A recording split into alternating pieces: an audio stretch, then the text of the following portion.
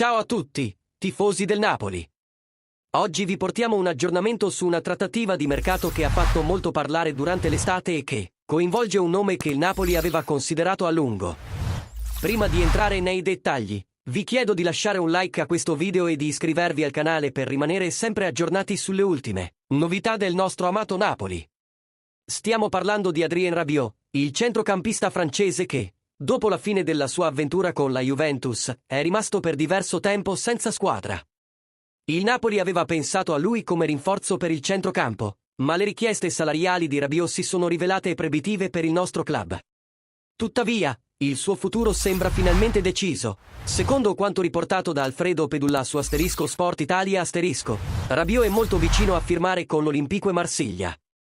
Dopo un periodo di riflessione e diverse porte chiuse, Rabiot tornerà a giocare in Francia sotto la guida di Roberto De Zerbi. Il contratto che lo legherà al Marsiglia dovrebbe prevedere un ingaggio di poco meno di 10 milioni di euro, bonus inclusi. Una cifra inferiore rispetto a quella inizialmente richiesta dal giocatore, ma sufficiente per chiudere l'accordo.